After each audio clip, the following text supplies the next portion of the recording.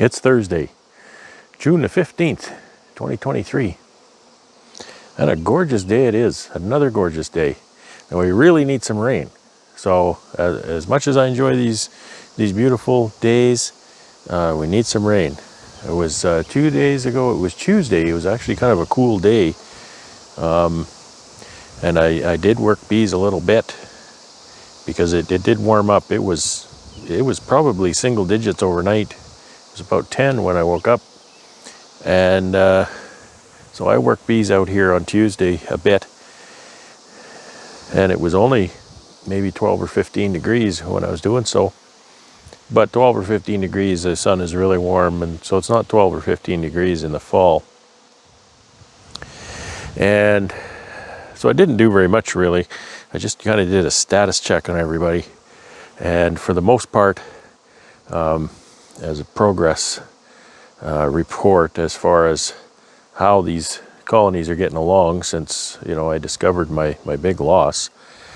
I think everything bottomed out about 2 weeks ago and kind of going up from there. There's still a couple that are really struggling. There's one here. I can't see the screen, so I think it's over here. Maybe it's that one, the blue box. It's struggling pretty bad, so I don't know if I have to do something about that. I was checking the brood pattern, and it was a bit spotty, and then I thought to myself, oh, I think I've seen this before, and I leaned over and looked at the entrance, and sure enough, there's chalk brood mummies on the ground. Not tons, but there's a few, enough to tell me that that's what's happening there. On Monday, I had a gentleman come in, and I bought 10 nukes from him. I had been talking to him for almost a month about nukes.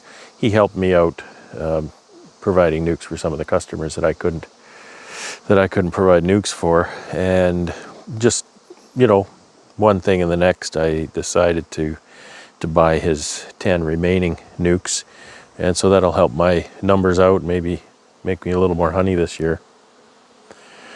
So the apiary is starting to get a few of the dead spots filled up.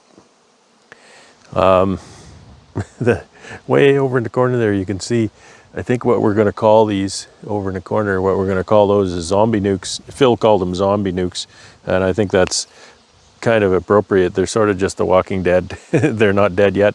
Some of them are actually doing pretty good. There's two, and again, I don't know if you can see way over there. There's two in Pro Nukes over here that you can see facing the camera. I just checked those, and I think I'm going to take them back in the building and rehome them and put them back in the main apiary here. They're actually doing really good.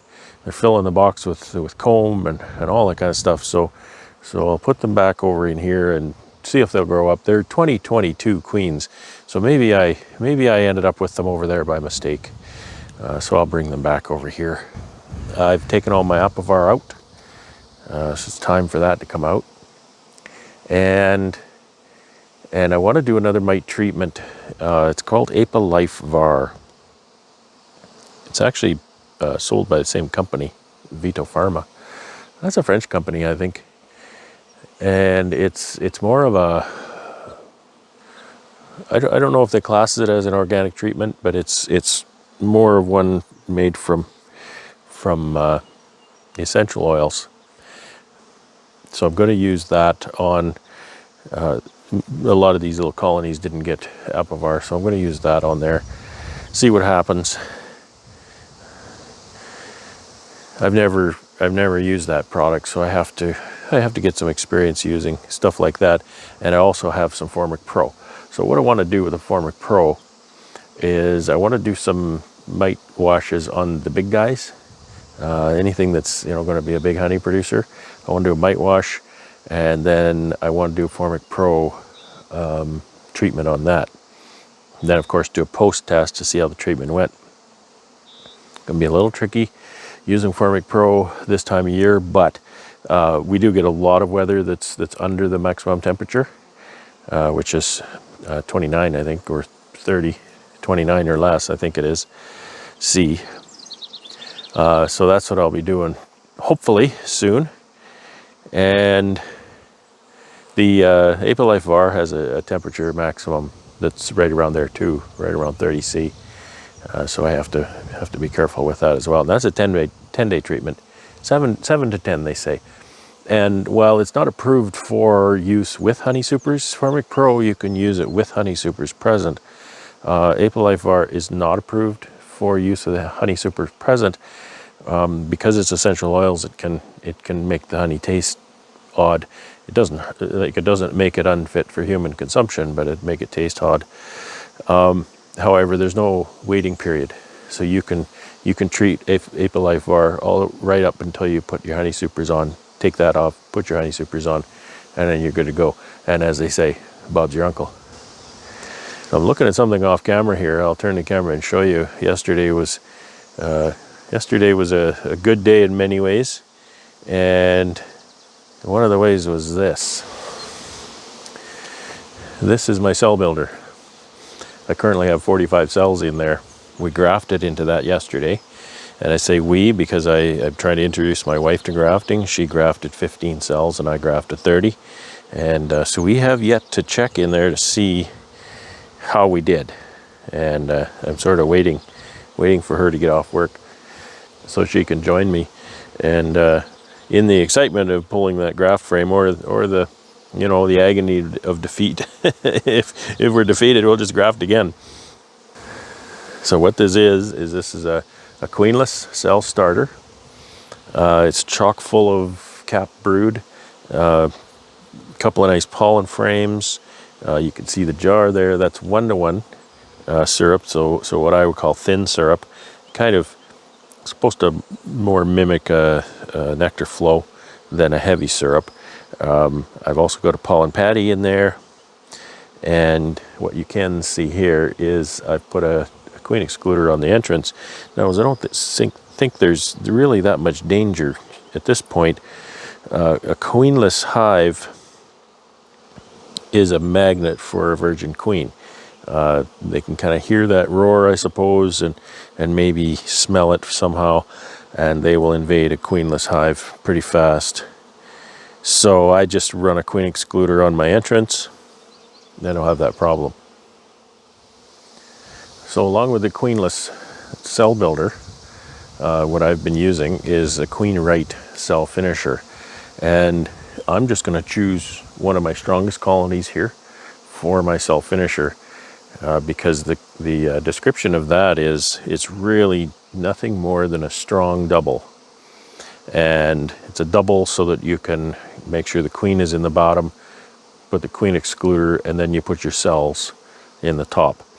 I believe it's good for them to also pull open brood from the bottom into the top so that it'll draw nurse bees up to feed that brood and therefore feed my cells. So I'll be doing that. We'll see. I'll check those cells today. I'm not sure I'll move them today. I kind of have been in the habit of moving them after 48 hours instead of 24. So we'll move those maybe tomorrow. And who knows, maybe we'll graft again into there. I think it's important to keep that builder churning, keep those nurse bees primed and producing jelly. And so I should get more cells in there right away. And I do want to really hit my grafting hard and fast this year. I need a lot of recovery and I need it fast because I'm 15th of June and I'm starting my grafting. That's pretty late. So that's the skinny on that. And I know this week I haven't been updating my vlog every day. This is my first entry for the week. After my queen rearing session on Saturday, I was so wore out. I actually spent all day Sunday editing that video, and I was kind of videoed out, kind of talked out too. My voice got really sore that day. But I think the day went really well. We had about 25 participants and excellent feedback from those who attended. I'd really like to do another one. I'd like to do another one on a different aspect of the queen rearing, because you can't you can't cover everything in one day.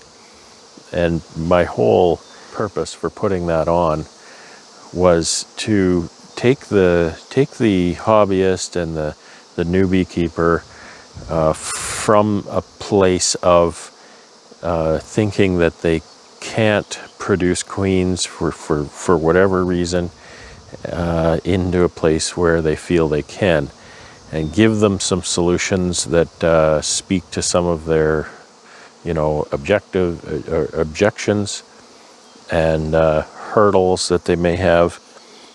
And I think we did, because the one thing that I find is the most common, maybe not the most common, but is people saying, well, I don't have enough bees, I can't create a great big cell builder. And so that's specifically why I wanted to not only talk about queen rearing a lot, but to demonstrate that one method of creating a cell builder, because it was, to me, it was really the key, and that came out of a video I saw, a video presentation that Randy Oliver did, and it was just a really nice method for the hobbyist to just churn out one round of cells. You know, you want to graft 10 or 15 cells into that, then do that, and that's your queens. You can set those to mate, and you know, if you do 15, maybe 10 of them will take, and maybe 6 of them will mate, and maybe 2 of them will be no good. And you might end up with actually a couple of nice queens that you can keep and get you out of that emergency that I see so often. It just breaks my heart, and it frustrates me. It breaks my heart that people get into it, and it frustrates me that people are talked into the fact, you know, talked into the idea that they can't raise their own queens. You know, I've heard people say that. Well, if you don't have, you know, a whole ton of colonies in your apiary, well, you can't raise queens. So that's nonsense, complete nonsense. So the frustrating thing is people, you know, hobbyists quite often, they have 1 or 2 colonies. They get into August, and then, you know, they realize after the honey flow in this area, then, oh, you know, my hive is queenless. Oh my God, what do I do? And they're looking for a queen, and nobody has queens, and they can't make a queen, and you know, it just, so the idea is have that queen, that little nuke off to the side. You have that queen there, or even raise a new queen, requeen your hive, requeen that one colony you do have, save the old queen off the side, you know, so then if something happens, and I mean, let's be honest, half the time the beekeeper kills the queen, but you know, it's not a matter of blame, it's a matter of recovering from the situation.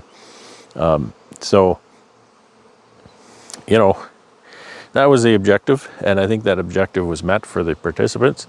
I think quite a number of them are going to maybe start their queen rearing journey, and I need to do a follow-up survey of that group, see how they're going to proceed since the workshop.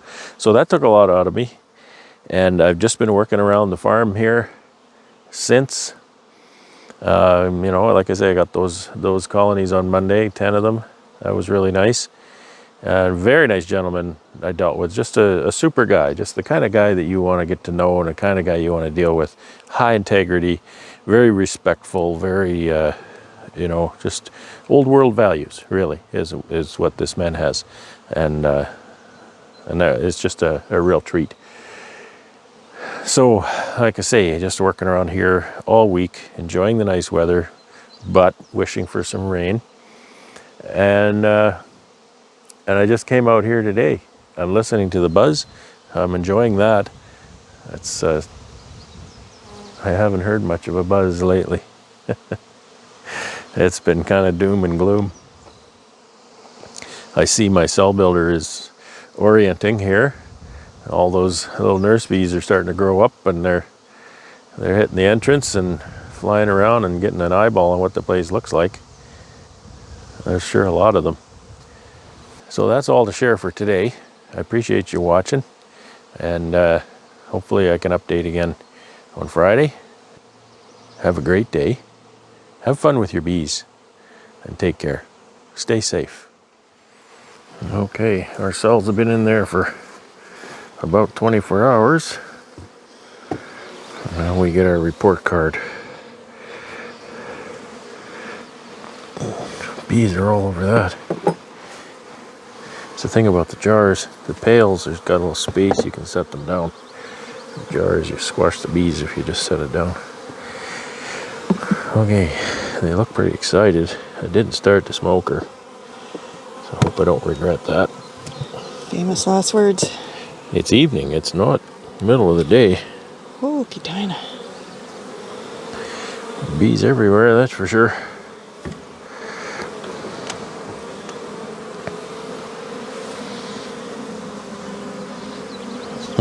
Maybe I should have started my smoker. Where do I begin?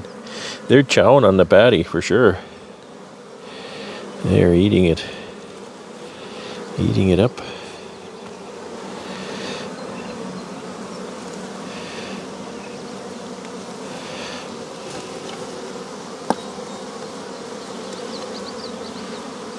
Okay, how do we do? Cross her toes.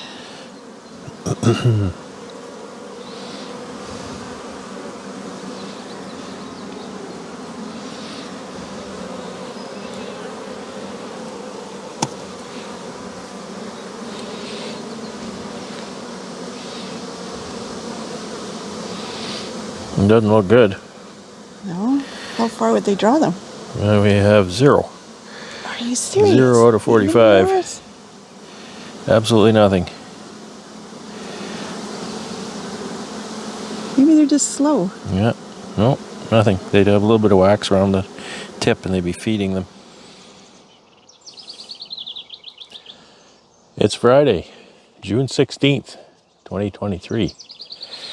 It's been a kind of a whirlwind week, and I have worked in the apiary a little bit, but mostly monitoring. I haven't really done a whole lot out here. I have a guy coming on Tuesday, the gentleman that I got these 10 nukes from. He's got 2 more he wants to bring out, so we're just going to add those to the hilarity here in the apiary. I've got lots of empty spaces to fill, so we'll just do that. And we had a little bit of rain today, which was nice, but I don't think we got very much. I don't know that we got half an inch. So it's still very, very dry. And hopefully, the forecast says that we may get some more rain tomorrow, which would be good. You know, it always slows work down and makes a mess and makes mud and all that kind of stuff. But definitely we need to do that. We need to get the rain. I was thinking about it, you know, and I don't think we've had more than an inch of rain since winter here. You know, it dried up here in April, and then we got a half an inch of rain early May and a half an inch of rain a week or two ago, and it's just so dry. I don't know that we got a half an inch of rain today. But anyway, so the apiary is what it is, and it's just sort of sitting there building up, and hopefully the bees are making lots of babies. And it's Friday, so I'm gonna go in and have a Friday evening with my wife, and just enjoy a little bit of downtime. I've been doing a lot of non-apiary stuff this week, and today I was away doing some deliveries again, which is great. I did a couple of really good deliveries today. Very happy about that. So I wish you a really great weekend, and take care of your bees, and the bees will take care of you. And that's something I need to learn. So take care and have fun.